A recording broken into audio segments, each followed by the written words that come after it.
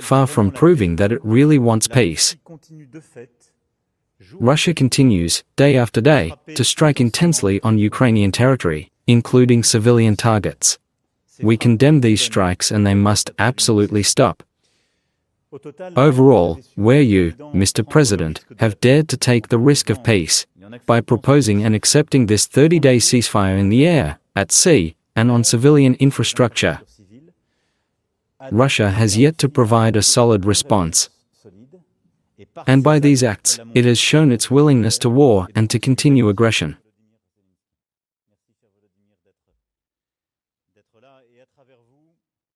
What is the potential mechanism for peacekeeping, follow-up, or surveillance? We'll talk about it tomorrow. It's not up to us to preempt it, it's up to us to provide reassurance on this and perhaps a framework and support if the choice made by Ukraine is that of the United Nations. But that's the framework for peacekeeping operations and what happens on the front line.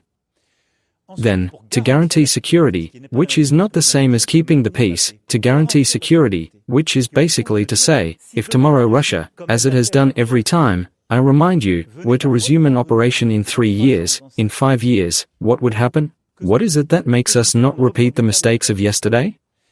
First thing, the format of the Ukrainian army. That's the first thing. What for?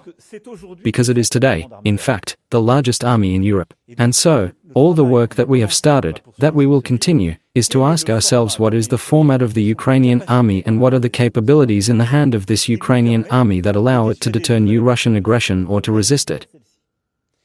And so, this is a work that is at once military, training, capability and long-term support for this European army, because in a way, it is the vanguard of our collective security.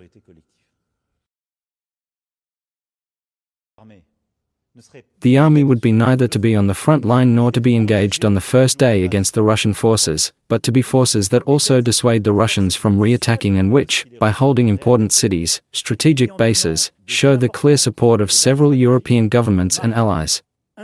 2. Allows us to perhaps have logistical support or training on Ukrainian soil as well, and 3. Indicates very clearly that if there was a generalized aggression again against Ukrainian soil, these armies would be attacked in fact. And then, it is the framework of engagement that is still ours. We have soldiers who, when they engage and are deployed, are there to react and respond to the decisions of the head of the armed forces, and if they are in a conflict situation, to respond to them.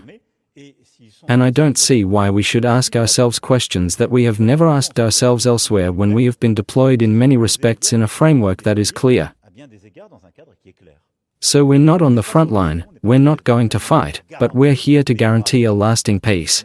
It is a pacifist approach, and the only ones who would trigger a conflict, a bellicose situation at that time, would be the Russians if they decided to launch aggression again.